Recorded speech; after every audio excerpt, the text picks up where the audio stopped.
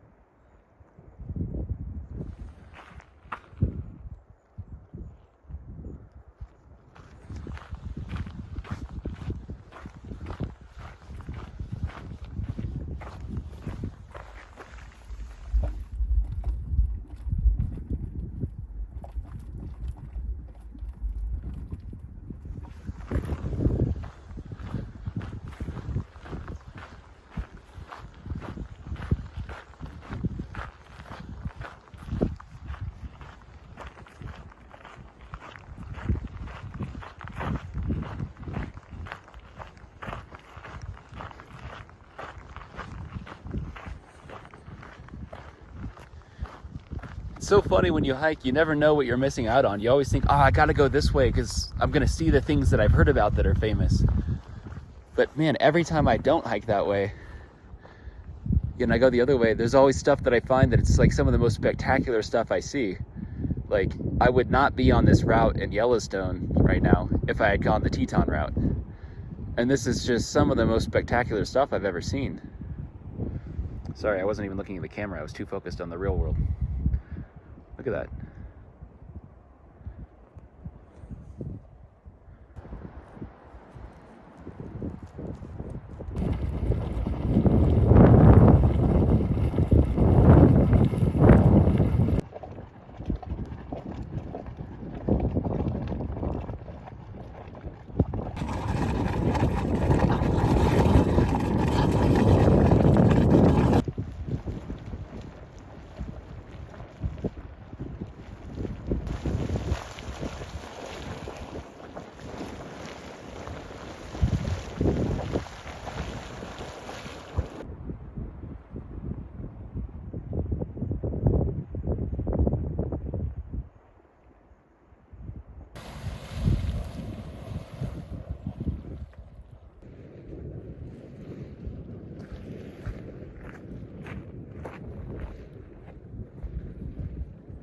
Kind of unpleasant. The trail just turned into a marsh.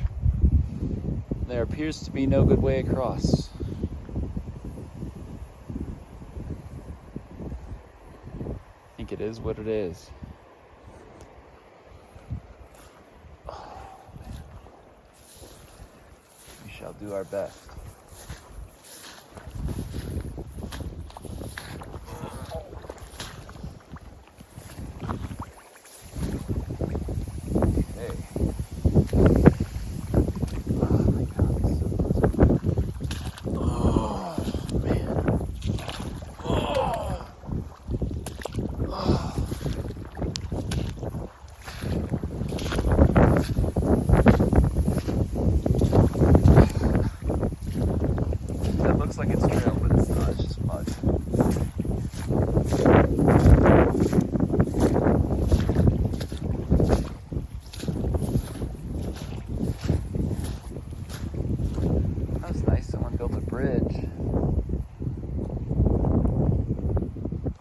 get out here and fix it. Oh. Oh. That's why you should have trekking poles. Well, that changed my day. Maybe I should try to jump. Oh my god. I stepped on the mud, and the mud was not surface, it was just like you sank another foot into the mud. It was like it was a foot deep, I thought. Okay. So now I'm wet for about here down. Jumping seems to be stupid, but I think I'm gonna do it. It's kind of funny that I filmed that. You know where I should have walked is here. Oh no. What is that? Oh wow. Wow. Yeah. Wow. God, this sucks. Oh. Oh, oh, oh, oh, oh, oh, oh, oh, man, this sucks. It would really suck if I found out I'm not on the CDT. I just like walked the wrong way.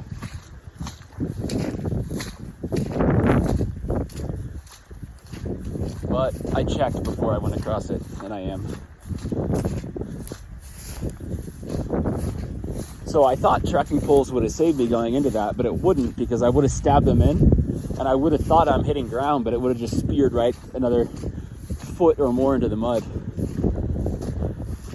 It's like there's this bridge here. Thanks, Yellowstone National Park. Thanks for this bridge. God, this sucks. Okay. Like, what's this gonna be like? Is that ground? That is ground.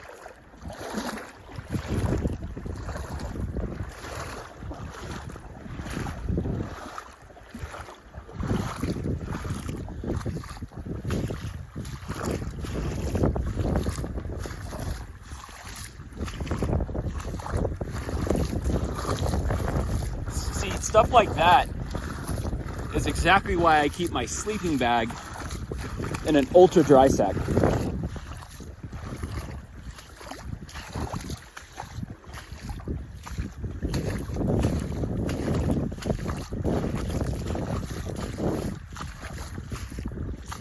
I'm gonna have to check my power banks too. I have one spare power bank and a dry bag in my bag just in case something like that happens. But my other two, I keep in my water resistant hip belt pockets, and they might be dead. This is awesome. I love this.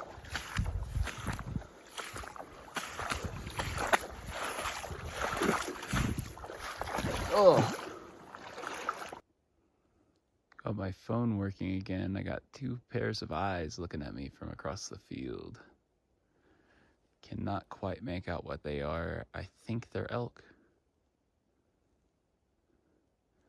But I'm also in a grizzly bear maintenance area, or management area. I think they're elk though.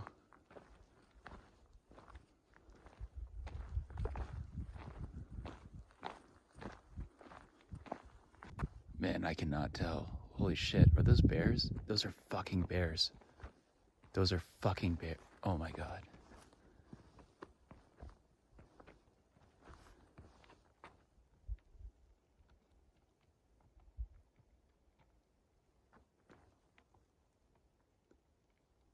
I think they were elk.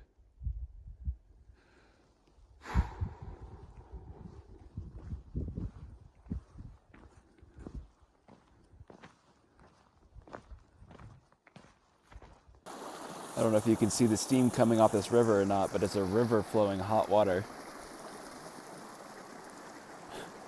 But it's not so hot that it burns you. You could literally, I could take a bath in that right now if I wanted to. Though I don't want to, so I'm not going to. But that is a flowing hot river.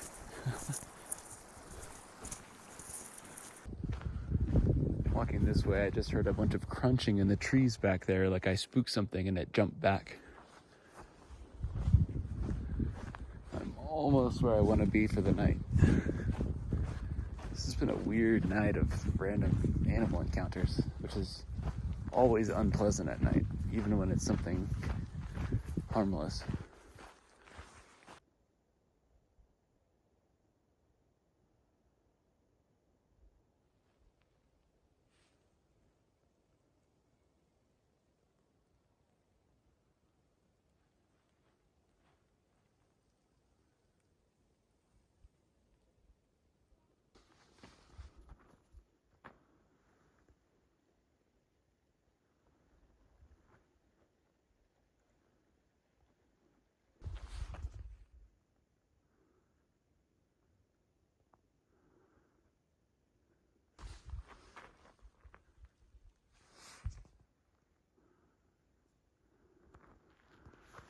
The chase is on. Okay, I was walking up that trail earlier where I filmed the weasel, and I saw something white, like a... He's tracking it by smell.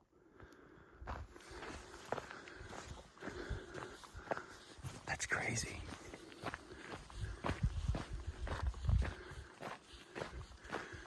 Okay, earlier up on the trail, I see a white cloud just go bump, bump up the hill. I thought it was a bird, like a pelican, but I'm like, there are no pelicans out here. I had no idea what it was. And then maybe 10 seconds later, this weasel comes running right.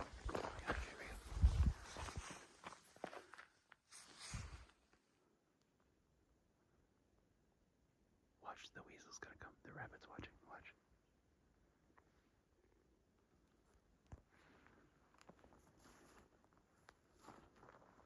The rabbit's watching.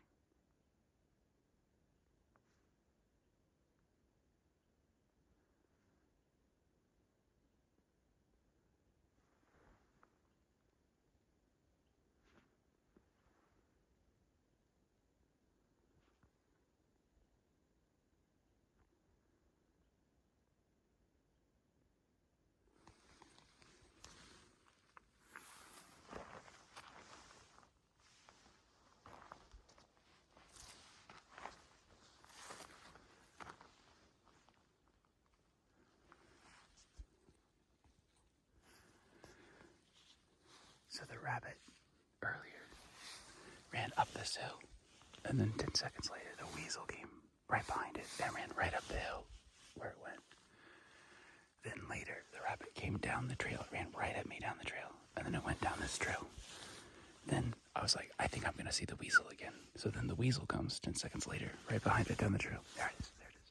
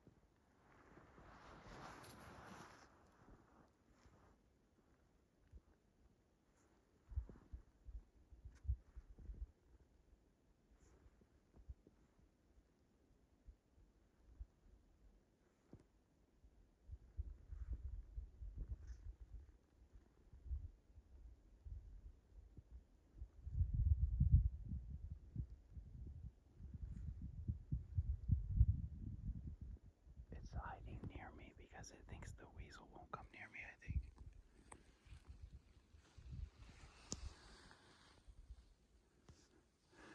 So I was saying before, the rabbit ran down this way, and then the weasel followed it. And then this is all happening as I'm filming. The rabbit came running right back up, and then I went up there, and I was like, that weasel's gonna come back. So the weasel tracked it right to here, turned right off the trail where it went, missed it behind the tree, and went off to the right. When it went off to the right, the rabbit knew, then it ran down here, and now it's hiding here.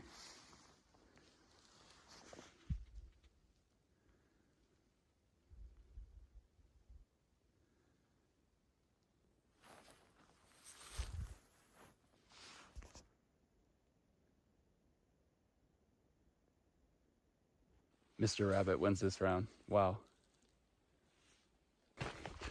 Okay, that was one of the coolest things I've seen this year.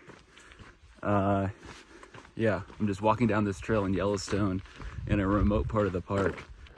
Okay, so the plan for today is primarily there's snow coming in tonight around 4 a.m. And from where I camped this morning, about 30 miles ahead on the trail is the peak of a 10,000 foot mountain. And so I know from where I was hiking before in Montana that, 8, 9, and 10,000 feet get a lot more snow. And so it's forecasted to be something like 2 to 3 inches down at the elevation that I'm at now, which is like 7,000 feet. So I think that doesn't bode very well for 10,000 feet, considering what I saw in Montana where it was, 6 or more inches at 9 and 10,000. So my plan is to hike something like 34 miles today to get forward up and over that mountain. And so on the journey today, I'll be exiting Yellowstone National Park on the CDT and then transitioning into what is called the Teton National Wilderness Area. I can't define a national wilderness area, but basically it's like a national park, but I think it's considered not as beautiful as a national park, so it doesn't get the dignified status of a national park, but it is considered so remote and beautiful that it's worth preserving. So, I love any opportunity that I have to hike in a national park, national wilderness, or national forest, because those places look today the way they used to look, hundreds of years ago. So yeah, I'll be going into the Teton Wilderness area, and the route I'll take, sticking to the CDT, is up a canyon, up and over this mountain. I don't know the name of the mountain. And then, I guess tomorrow morning I'll talk about what my plans are for the next day, because there's a lot of tedious technical planning going into the next couple of days. But the main concern for today is that some amount of snow is going to drop out here, and you never know how much it's going to be. But I want to be on the other side of that pass when it starts snowing, hopefully around 4 a.m. And then that will leave me a much easier exit from this remote area, because from there forward there are no more, high elevation passes. I can just stay low in the zones where there's less snow, and I'm going to connect to a road that's related to some plans that I have for tomorrow, but I'll talk about that tomorrow. All right. I think this is one of my most impressive ever river crossings, but I got to cross that without getting my feet wet. That was only possible due to the trekking poles, and that rock right there in the water, which looks mossy and is mossy, is not mossy on the top. And then I jumped from that rock onto that rock and landed. And I supported myself with trekking poles. I had my arms way out like that, but this way, with the trekking poles out here, and I, like a pole vault almost, swung between them onto it, hopped, and then I made it over here.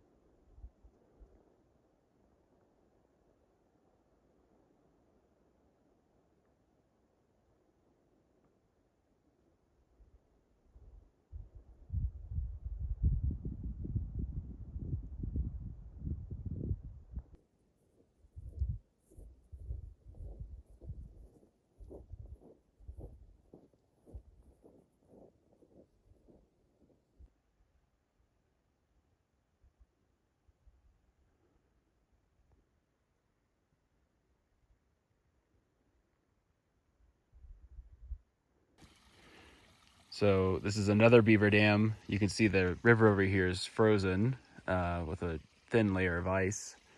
I don't want to walk through the water, and I would have had a path were it not for this dam, so I'm just going to walk across the top of the dam.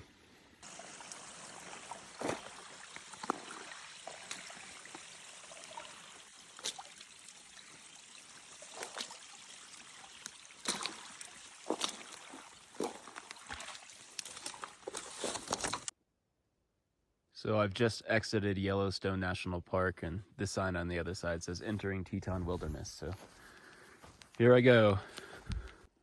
That is totally the bunny from Monty Python.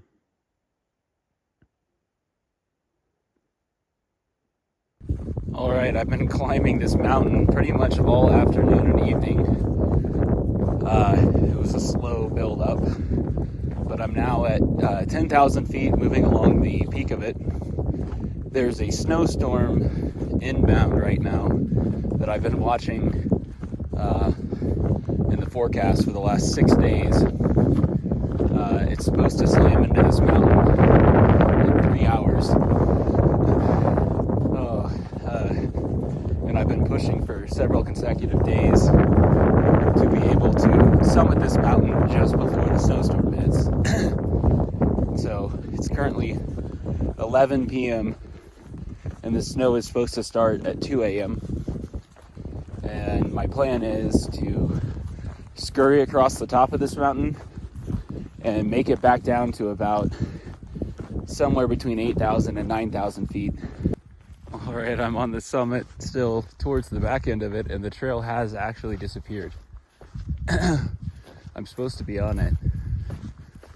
I mean, obviously I'm supposed to be on it, but it's not where it's supposed to be. All right, I am below tree line on the backside, so out of the crazy world, back into the normal world. And the snow has started falling about an hour early, but so far it's mild. So I'm not getting wet, which is nice. But just gonna keep cranking and then build camp soon, hopefully. All right, so this is my new tarp setup. It's the same tarp as before. Got a moth in my hand. Main changes are, one, I did seam sealant along the seam of the tarp, and two, and arguably maybe even more important, I have a second line that I'm running. It's a thicker line. The way the tarp works, you know, if you just use it as it works from the factory, you tie off, like I have this black line tied off to the edge of the tarp, and then I tie that off to the tree here. And then I tie it out on the other side, the same thing off to a tree there. And then down here I have 3 stakes, and then on this side I have 3 stakes. The problem with the tarp is that there's nothing to provide upward force along the center of the tarp. So if you just string the tarp up as is, it kind of sags down in the middle. And it also has a tendency to form like a crease in the tarp when the rain hits, almost like a moat. And that moat centers on the seam. And then the seams, after a couple of months, started to leak and then dripped on me in Oregon, and basically caused, stage 1 hypothermia.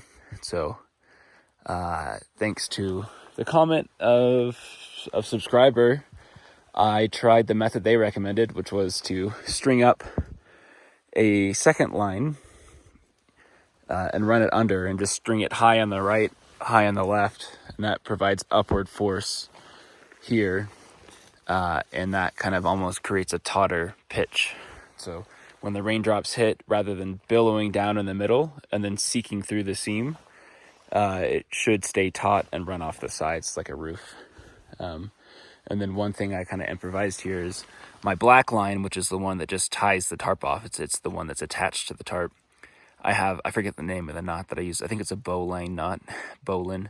But I string the taut line, which is creating the pitch here, through the loop. And that keeps it centered right on the seam, because I was having the issue that it was like running off to the side, and instead of being right along the seam, it was like off to the side here based on like how it's tied off to the tree. So I did that on both ends, and that keeps the line right on the seam, which is pretty sweet. So we'll see how wet I get tonight.